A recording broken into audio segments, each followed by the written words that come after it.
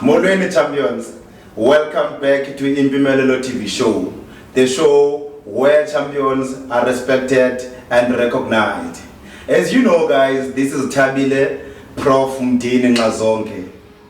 Thank you champions for being there with us after everybody knows of the times that we have passed through, the times of COVID-19. Today we're welcoming a new champion to give us a great story of champions. I'm hoping that you guys are waiting there to watch and enjoy and put in those likes and recommendations for subscription and more to the rest of the people that you know. The champion that I'm about to introduce to you now, he's a leader, an academic, and a business person. He studied in UKZN. He's led a UKZN as an SRC president. That's leadership. He's a CEO of SMG, Ishandu Multipurpose Group. Education-wise, he did BSc in microbiology and genetics. Masimniki ithuba uchef azazise buti khawuzazise naba abantu bakulindile. Nkosi yami. Sanibonani abantu beMpumelelo TV. Igama lami uKwanele Chef Mbatha, usuke eMnambithi. Kodwa ke impilo ikakhulukazi ngizothi iqhube kakhulu la eThekwini. Cishe ngizoqeda 10 years around eThekwini. Umfana nje okhululekile ngabantu, osebenza kakhulu ngabantu nabantu. Angicabanga ukuthi kuningi kakhulu engingakusho ngami. Ngumuntu nje simple. Hayi, ngiyamva ke uchef uzibize ke ngoMr Mbatha. Thina simazi njengechef ke uzongixelela uba igama lika chef livelaphi if he wants to. Ngoku chef njengoba sihleli apha siyasazi ba siyiMpumelelo TV show ne champions zami ke, those that are watching from home, from their spaces of work, residences, wherever they are. Those are my champions, those are our champions. Yeah. We wanna know about uchef ke uyathi ba usuke eLady Smith wazohlala eDurban for more years. eLady Smith before afike eDurban ukhule ehlala nabani, ukhuliswe ngubani uchef? Angiqale 91 ekuzalweni kwami. 91 cishe 3 months down the line. 3 months down the line I think kwadluswele kubaba. Kwadlula ubaba izimbi nje zakhona eMnambithi ihlezi khona. He was shot, so anmazi kahle anibanga naleyo nhlanhla. So emveni kwaloko umuntu ekhaya sikhuliswe uma ubengasebenzi naye, but ngokusebenza kuKababa ukwazile ukuthi enze izinto zenzeke njengomzali. You know, ngakhula until 2005 kwaba ukuthi naye umama wasweleka wadlula naye. Yeah, so izinto ke zaqala ke from umzimba babukhona zaqhubeka nje zathi kuba nzinyana futhi kakhulu. So kunama siblings cishe sasiba u9 by then. Ama siblings nabashana ke It's a black family. It's a very big family. Yeah, black family. Big family and a black family. Yeah. So edluleni kama older siblings had to stand up, you know, bekumele bezame ukustepha in besibancane. I'm a last born by bathi untondo. Bathi untondo ngesixhosa bathi. Yeah, umsebenzi wami nje ekhaya bekuye esikoleni ngidlala ibhola ngilusa inkomo.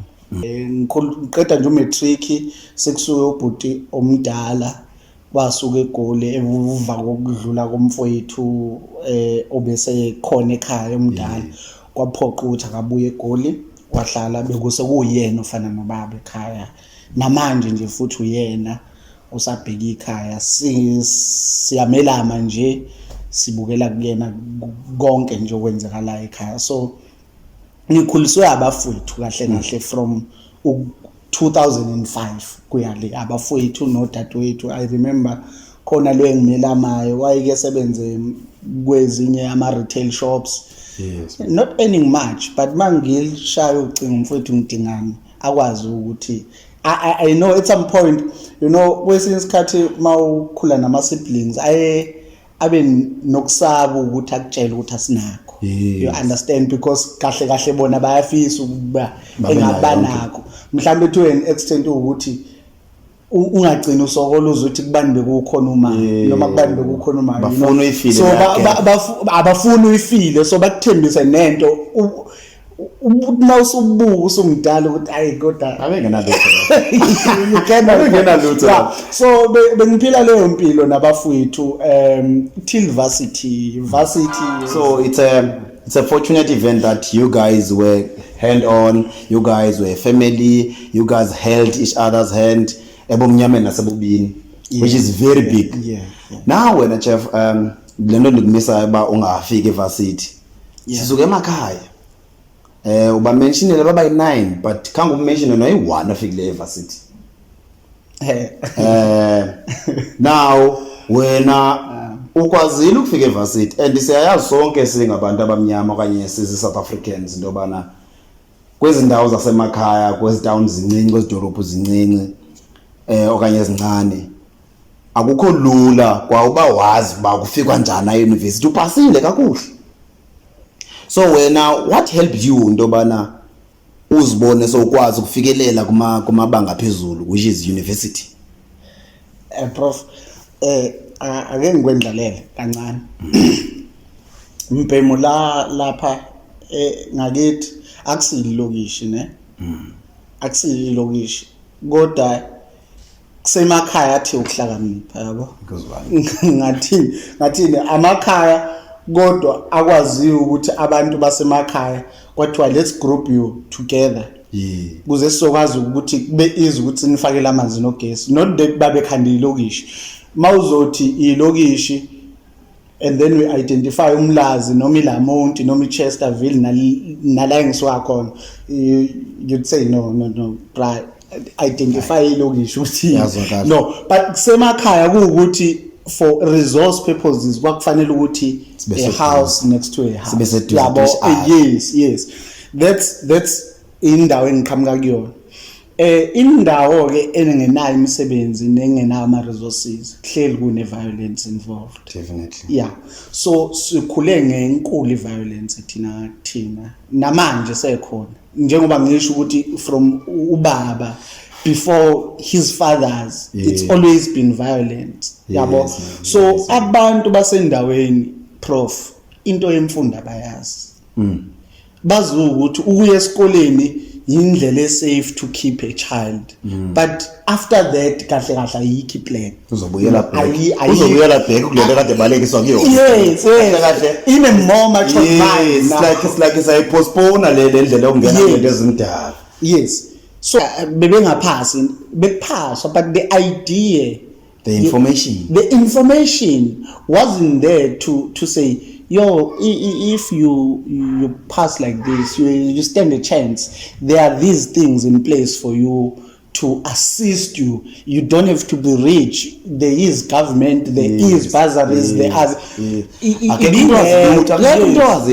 there's no party that is coming and say guys no more very doing if you haven't seen nobody around oyenzileyo it's like into yabantu baseThekwini into yabantu baseGoli andike into ebishaya ukuthi nomuntu ophumile ngopotsho ngendlela yakhe.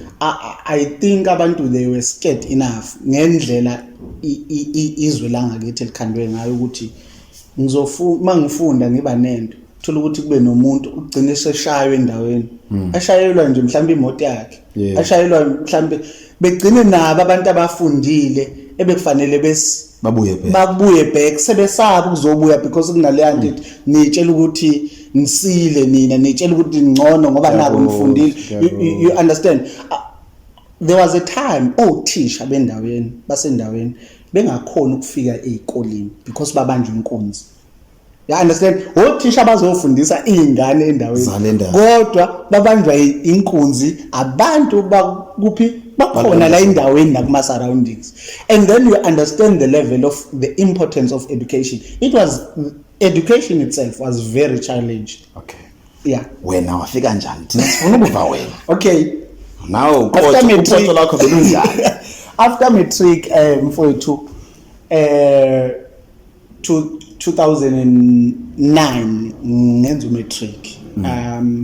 Kwakhona uthisha ofikayo sasingenawo uthisha we-maths, sasingenawo uthisha we-physics, sasingenothisha we-life science in terms of leli side lethu. Teacher accounting was not there as well. So mini physics from January up to June, July besifundisa amongst ourselves. Kwafika uthisha Khumalo wasiqala wasipheka. Was a qualified engineer from I think MUT or UKZN, between the two I don't remember well. So engawuthola umsebenzi wathatha uthisha omkhulu ukuthi azosichushisa we-physics naka ama-exam esondela, you know. So uthisha wadlala indima enkulu yabo, kwanothisha we-maths futhi otholakalayo in between khona lapho. Wagula lo thisha we-physics futhi wagula futhi nje ukuthi lowe maths waya kuyi-maternity leave sebekhona manje serious trouble, but we passed. Yes. Ngoba i-tradition yokuzifundisa amongst ourselves was there and was grounded by the passion of education.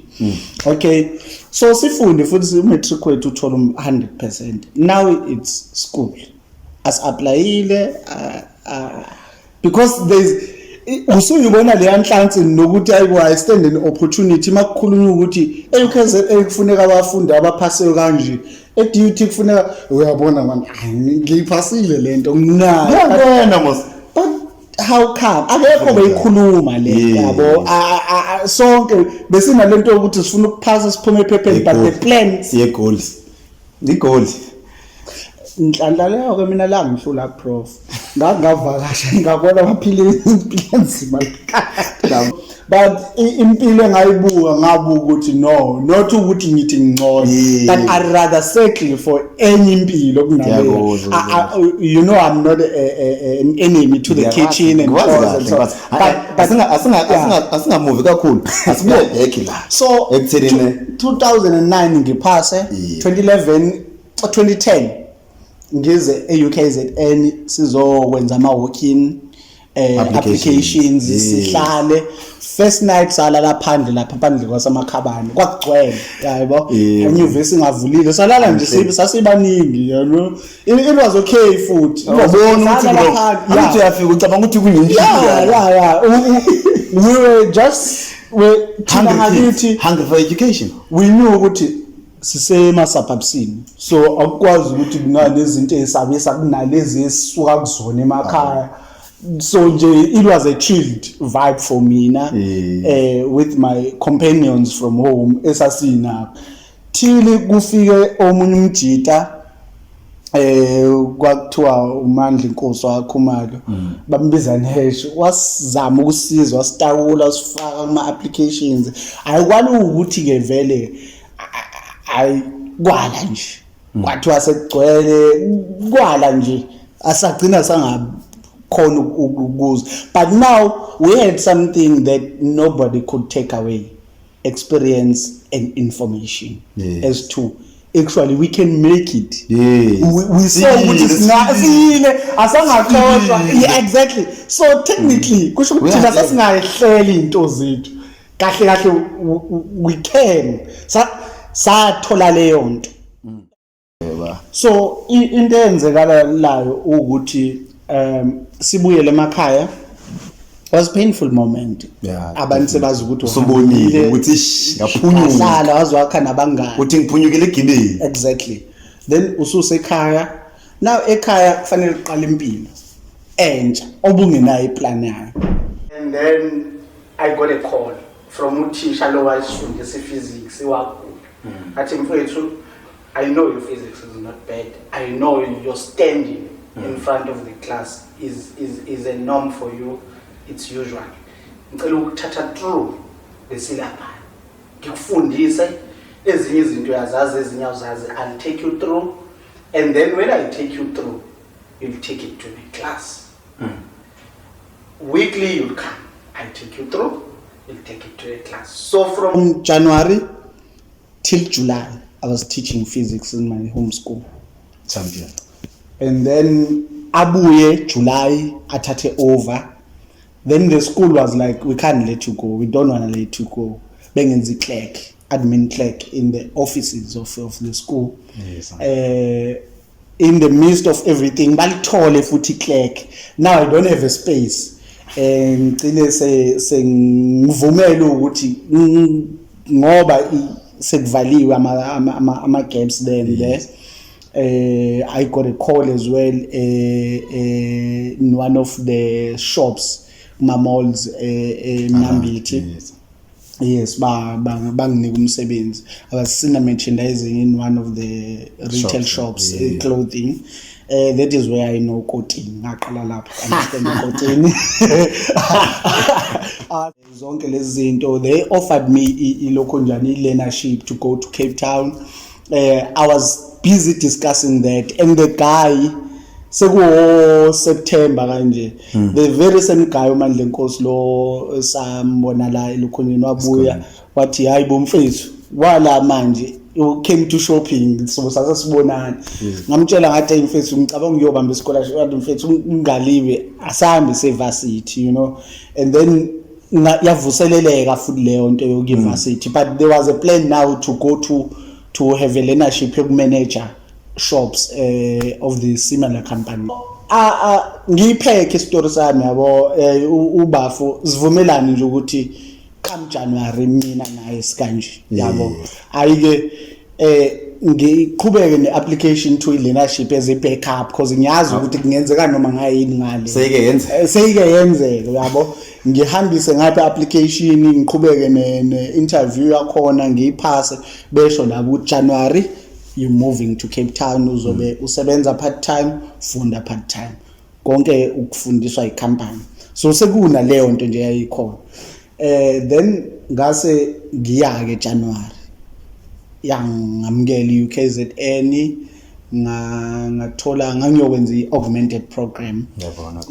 Mina kuze ngibe se-university ngasizwa omunye umuntu wayese university wangitshela ukuthi possible ngaya ngahluleka ngaphinde ngamthola wakwazi ukuthi angisiza ngibuyise ngapha kwaba nje swana. It was a very huge project for me to come to university. It was nice. It was nice. Yeah, it was a big step. It was a very, very big step. And abanye engangifunda nabo, I think on a class of about 62, we were only 7 doing physics and maths and pure maths.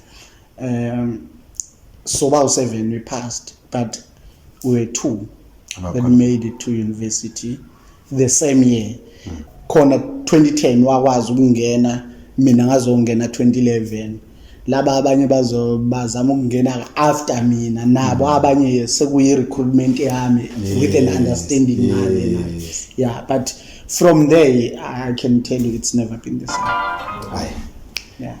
Joba ke sivile le ndoda ndifuna uthetha kakhulu liqonga layo la ilo lami izekuni chef uzibekile ezi challenges zasekhaya ne challenges xa ufika e-university usafika.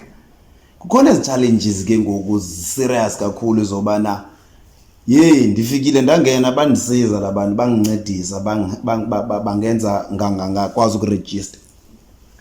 Now what are the challenges sokhona phakathi evarsity othi kwavela ke manje ukuthi bengifunda emakhaya yebo. After that, or even before that, UKZN is a town, at the big city, one of the biggest cities in the country, and one of the busiest in the country, where everything happens. Dingati from varsity challenges to big city challenges eziphi izinto osho ukuthi hey ya ukusuka emakhaya ngizwile kungigadla la uwenza njani to overcome? Mfethu prof, ayesiqale ngelanguage. You know, i-language ibalulekile because especially ngikhuluma nge-language because iyona nto ebalulekile mawuzofunda. Engani akekho ukugadayo, akekho ukuncengayo, akekho ukucelayo, akekho libe kusabisa yabo mawususe varsity, akekho umuntu onendawo lecture ingena isho lento eyishoyo eyithandayo ezoyikhipha futhi mhlambe ephephile, you know, ukuthi wena uyizwile noma uyizwanga wakho lokho akekho umuntu ozokuncenga futhi ngayo. Umuntu okufanele wenze follow up mayingazwanga wena futhi ngendlela yakho, you know. So the challenge, you find that lecturers, many of them, you find that if not foreign nationals from the upper side, northern side of the West, or the West, you find that it's Indians, you know, of origin. So the English in both, vele mina ngisuke emakhaya, i-English vele ayona yabo bese uzothola le English le yabo ingeni lecturer iziphume mfethu uhleli lapha emuva phela ngeke uhlale ngaphambili sasidini ukuthi wahlala ngaphambili uzokhona yabo yes, so uhleli at the back iza ne-echo leqashini yo yes iza ne-echo and na iza ne-echo ayikho vele clear uvela ubone nakhona uyaqala ukufundiswa in a hall whereby umuntu uyakhuluma abuya ebhodini akhuluma esebhodini thola ukuthi akasazwakali akasanibukile, you know, and you find all those challenges and you start to realize that I'm indeed on my own and I have to make it on my own. I'm here now. I need to refocus. I need to devise a strategy to work with that man because that man is not going to change. So if this man is not going to change, I must know ukuthi ngimuzwa kanjani lo muntu. And sonke ngoba sila we came from different background and abazi ukwazi ukubona bemuzwa ngicine ngingamuzwanga mina bese ngibane excuse yokungamuzwa yabo at the end of the day.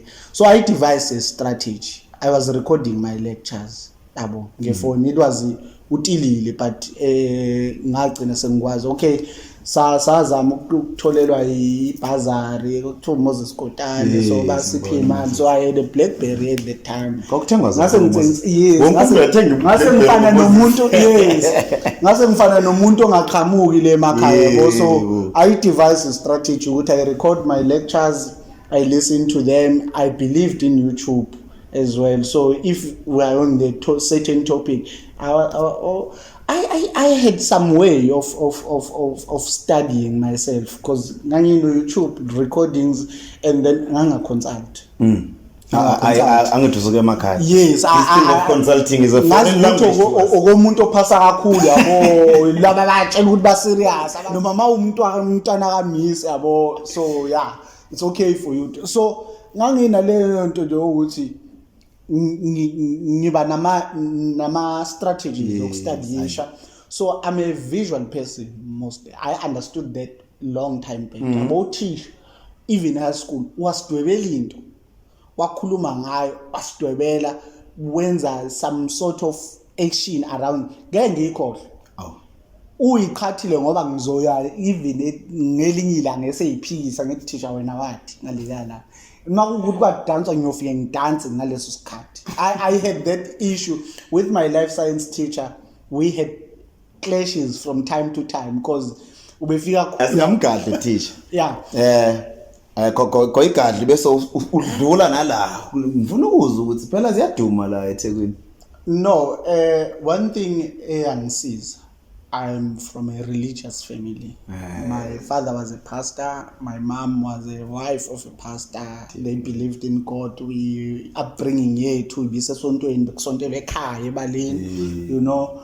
So we were more focused nje even noma ngikhula esontweni, you know, trying to protect the image and understanding God in a way better than probably you understand. So mangifika la ama challenges abanye abantwana mhlambe inkamba zika Faro ugwayi going out kimina bengisaba even noma ngina access, you know, but bengikusaba bekhamba nje nokusaba, you know, bengihamba nokusaba kungekho umuntu ongigadile ngazi kahle ukuthi akekho umuntu wasekhaya ozoyithola into noma ngakuthiwa ngiyayenza.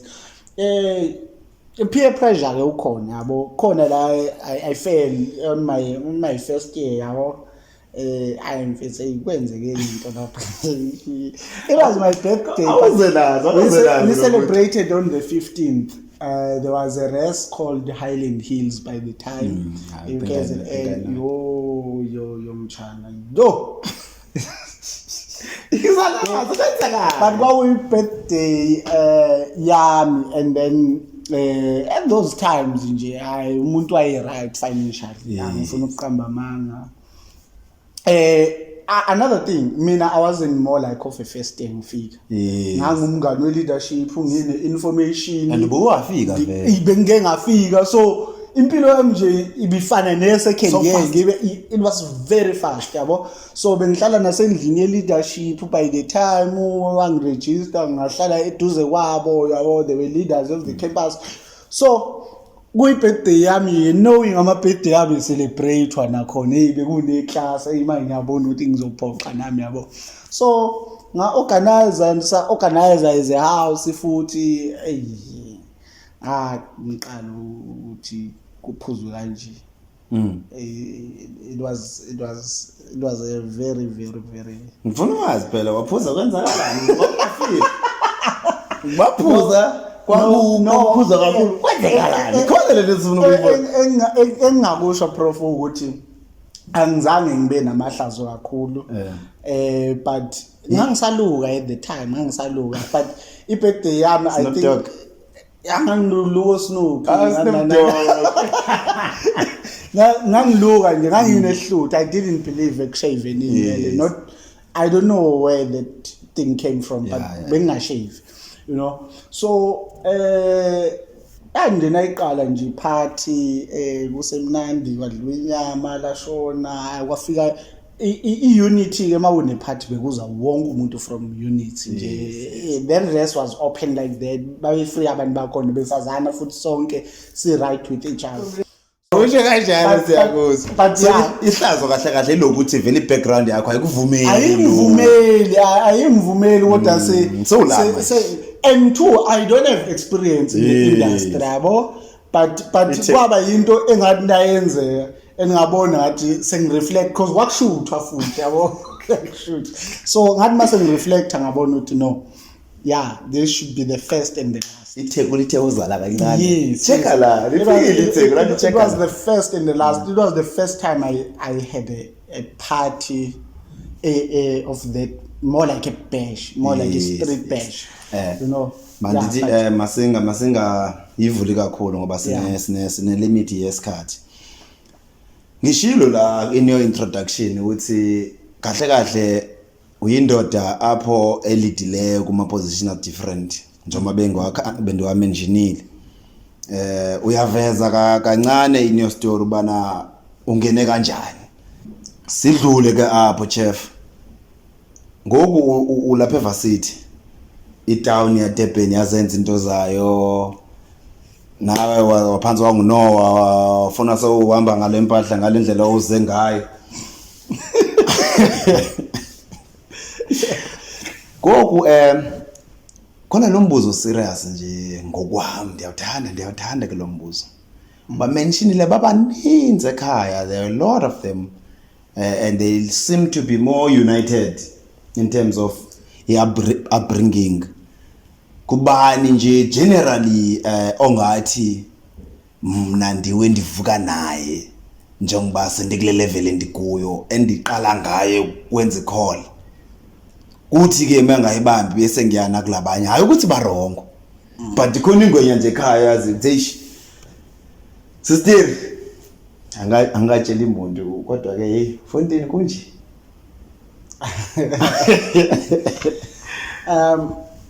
Eqinisweni prof mhlambe ngizokuphoxa. Mhlambe ngizobaphoxa nabalaleli emakhaya. I don't know. But it's been seasonal. You know, it's been seasonal. Hence, I don't know if it's how the universe works. You know, nginomfowethu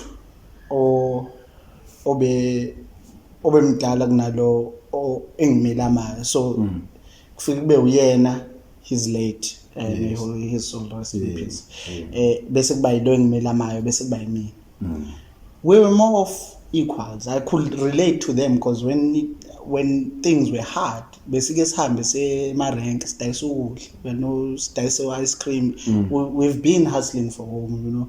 So not that I saw them as equals, but yabo, we had more to relate on, yabo, as my brothers. So umuntu ebengihlezi ngikhala kuyena is the one that was late. But yes. When bese emva kwakhe kuzoba yilo engimela mayo. You know, you can tell mfowethu umuntu omela mayo is a brother to you. Kusheshe kube lula, you know. We understand. Lula ukuthi ungene ngakuyena, but in terms of when things hit hard, you know, njengoba ngisho it's been seasonal. Everyone has been there for me. Everyone has been there for me. I can tell you a story about ubhuti wami omdala. You know, a high school, ayikho into ebuhlungu yokuthi kuthiwa bizana abazali and you know ukuthi awunawo umzali. And probably mangekho umuntu ekhaya, akekho umuntu ozoza. And you had to go and kushaya ukuthi awumphatha ngani umzali, but you have to tell ukuthi aphatha nginawo umzali. And so ushayiwe. Yeah, so ushayiwe. So umzali awumphethe. And it's not like you had fault, yabo. So ubhuti came back from iJozi, wazohlala ekhaya, and he's been there as a father, as a parent, you know. Njengoba ngisho ijeni yami yokuye UKZN kunosisi wami ophakathi that has been playing a role. Kunosisi wami omunye oseJoburg that mangazi ukuthi nginenkinga yokudla noma ngifuna ibreather, ngifuna ukuthola umoya fresh, ngifuna ukwenza. There's been that person who's available for me for that particular purpose or that particular time. Yes, mangihlanganisa izinto zobujita yabo sekona ke nangu brother wami oseduze wami, you know. So yingakho ngithi it's been seasonal. Wonke umuntu ekhaya. I think, as you say, it's been a great privilege. Probably, to be honest, I haven't realized that it's been that great privilege. I've never been in a space where I don't know who to call when things get low, go south. You know, it's been a very great privilege. From where we stand, yes, from what, and also from what when you've seen when you were helping a student in your leadership roles as a leader there, for sure there had to be some reflection. Say, yay. But why it shows a bit of Dobana, but because you couldn't really think of it that way. It never happened to me. But when I'm looking at the situation, how it is, having that kind of support when the parents are not there, it's a super great privilege. And Prof, to tell you, you know, Konindo, I'm not proud of it. You know, siblings fight. Always. You know, there's always one way they could agree. When it comes to me, they'll agree. What's that? When it comes to me, they'll agree. Is it? Irregardless of how much they have their differences at that particular time. When it comes to me, mina mangisho about afethu manje ngegoli. Ngegoli nje. Wonke will put support to ngegoli, you know. Okay. So it's been great. In fact, it's been great, and I'm very grateful of that, you know. But isosha nje eliseduze nje elazi wonke amamuntu. Ubani igama lakhe? bambiza Kentaka, bambiza nyama emnandi. KG. KG. Okay. Bambiza KG. Wena nje yabo nje makungena ikholi nje. Hayi kakhulu. Azishwa. Aziba, KG. Ingwenya nami yambona.